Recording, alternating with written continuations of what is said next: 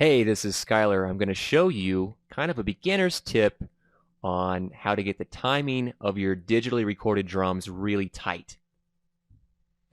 So this is kind of a technique that came from the old days of analog tape when you would take a razor blade and chop up the tape and then splice it together.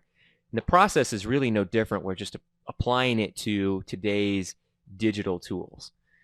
So speaking of digital tools, I'm using Cubase 5 on, embarrassingly, Windows XP.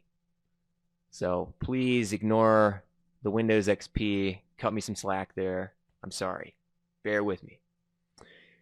But I'm using Cubase 5, and this technique really works on any DAW. Most every DAW has the same set of tools for the most part. So just sort of apply this process to whatever is your DAW of choice. It should work just fine. So to start out, let's take a look at what we got here. We've got 5 tracks of drum. We've got a kick, a snare, a high tom, a low tom, and a single mono overhead. So one thing I should point out is that this works regardless of your drum configuration, whether you have 20 drum tracks or 8 drum tracks or even just 1 drum track. The same deal will work. This is just a really simple drum beat, and towards the end here, there's some timing problems, especially with this snare drum, kick drum deal that's going on here at the end. So I'm going to play through and let you hear this a couple times. Doesn't sound too bad. When we turn the click on, though, you kind of get a better idea of the situation with the timing. I'll play it again. Yeah, there's some problems going on over here somewhere. And the first thing that I like to do is to just kind of get a better view of what's happening. I like to zoom in on the waveform quite a bit so we can kind of see where all these transients are of each of the notes. Now, the next thing to do is kind of assess which of these notes are off in timing. And the best way to do that is to actually turn on your snap and snap to, I like to snap to an 8th note grid to start off with. If you've got faster drums and more kind of involved drumming happening, you probably want to take that grid down to, a 16th or even a 32nd if you've got a lot of really short notes. Just by, positioning my cursor, I can kind of see whether these drum hits are out of time or in time. So this first one, obviously that's in time. The second one, actually that's a little bit behind the beat. This next one, that's slightly behind the beat. This one up here, still behind the beat. This next hit, now this one is way ahead of the beat. And this is probably one of the biggest problems of what we're hearing is probably this particular beat right here. So the next one, this one, now we're gone way behind the beat. Next one, again, way behind the beat. And the last one, a little bit behind the beat. So what we want to do is slice all this stuff up and just kind of position them so they're directly on, for instance, this beat needs to line up exactly with this cursor. Once you do that, you'll find that your drums are just incredibly tight. Now, depending on the drummer, you may only need to adjust a few little beats within an entire song, or if you're like me, I'm notoriously bad at timing, so I may have to come in and edit every single note if I want to be really meticulous about it. So the first step is to group all your tracks together. The whole idea is that we want to keep all of these tracks aligned, so as we make slices and scoot things around, all of these individual tracks stay aligned. So first thing to do is select all the tracks and group them. In Cubase, you can hit Control-G, or you can go to Edit and Group. And again, this is going to differ very slightly depending on what DAW you're using. Now that I've grouped those together, you can see that when I select one track, they all get selected. In Cubase, for instance, it's really easy to tell when you've got grouping happening because if you scroll towards the end of your audio event, you can see this little anchor icon right down here. So these are all grouped together. Now the first thing we want to do is we want to start slicing up these individual beats and kind of scooting them around to where they're lined up with the beat divisions. So for this, we'll use the split tool.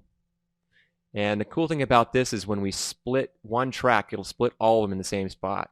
So if I split this track here, bam, they're all split. Now, one important thing to note is that right now, since my snap is turned on, the split line is snapping to the grid.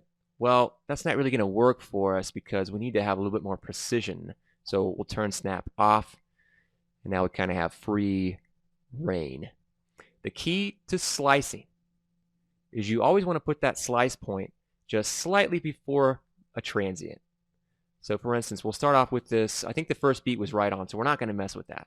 But we'll go ahead and we'll slice up every one of these other beats. So I'll slice about right there. So whatever that distance is, I'm gonna make that distance on all these slices for the transient notes here. So we'll put another one there, there. This part's pretty easy. There we go. Now we're all sliced up.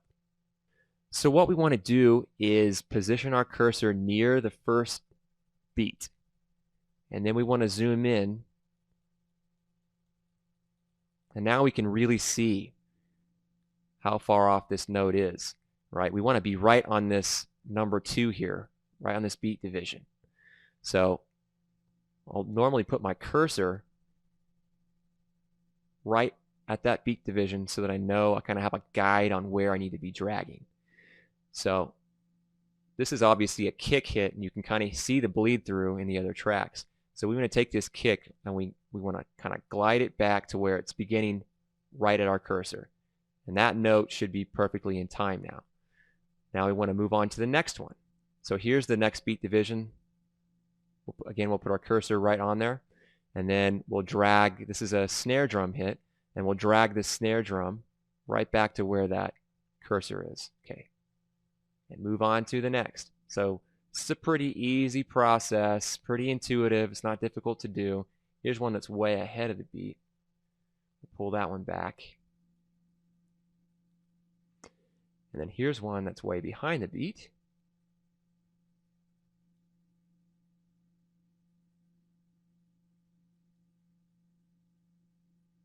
Another one that's behind the beat. And the final one, just go ahead and drag this forward. All right, so now our timing's all done. Kind of zoom out a little bit again. And we'll listen to this again, just so that we can hear, actually, here's where we started. So kind of hear the improvements in timing that we've made just by dragging this stuff around.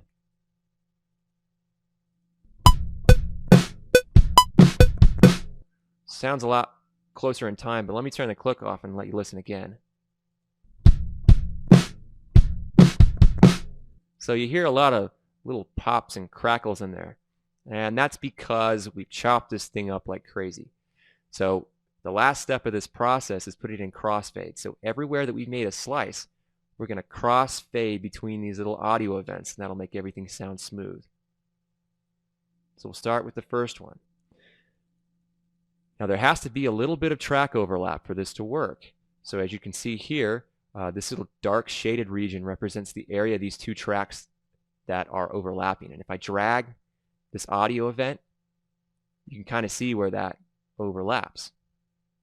Okay, so you may want to play with this a little bit, but you generally want a little bit of overlap, not too much. The more overlap you get, you'll start to hear those crossfades, which you don't want. Another good kind of rule of thumb is to look for zero crossings. Zero crossing would be where the waveform you can see, now for instance right here, the waveform is going up, it crosses the 0 point, and then it goes back down, right? So you kind of want to line up your crossfades so that you've got a smooth zero crossing, a smooth transition from positive to negative where applicable. So that's a pretty good spot right there. And this is a pretty good feeling. I feel good about this crossfade length too. So before we actually do the crossfade, this is the beginning of this little slice. Let's get the end of it overlapped. So here it's not overlapped at all. We need to get this overlapped. So we'll pull this back to where there's about the same amount of overlap. Now, one thing to be very cautious about when you're pulling tracks back and forward, you want to make sure that you don't pull into the next beat. As I'm pulling this, you can see there's where the next beat starts. If I pull in too far for a crossfade, you will hear that it'll be a nasty click sound. You definitely don't want that. So I'm just going to pull this back just as far back as I can without it getting into the next beat.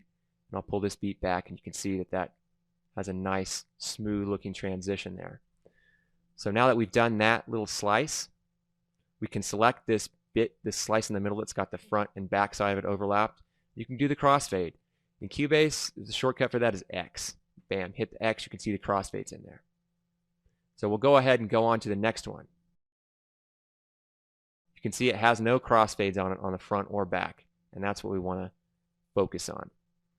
So again, I'm going to pull this one back a little more. I can get a little closer to this waveform. And I want to pull this audio event back. Key thing again is to make sure that you're not pulling into that previous audio event, or not the previous, but you're not pulling into that next audio event. So that's about as far as I can take that one.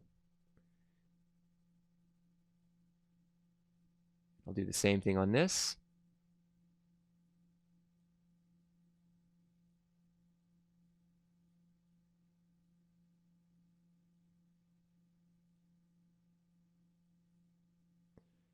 And I'm just getting all these, before I put all these crossfades in, I just want to get these regions kind of set up.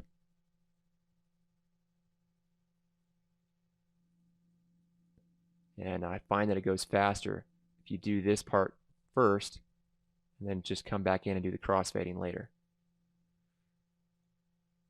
So let's see, is this the last one? We shall find out. So here's a particular kind of trickiness to this zone, because up above you can see that I'm not getting a real smooth zero crossover here. So I may have to play with this later. We'll listen to it and see if there's any sort of negative effects to how I'm doing things, but we'll just try that and see if that works. All right, so we got all the zones overlapped, and then we'll go in and do the crossover points. I did this one first, and you can see it's got a front and a back crossfade already on it. So I want to skip this next one and do this one. And then hit X for crossfade. Skip that one and do the next one. X for crossfade. Skip that one, do the next one. X for crossfade. And that is it. So we're going to listen to it now, and it should sound good, but there may be little problems with this crossover here, which we can fix later, but we'll listen to it and see if there's a click there. We'll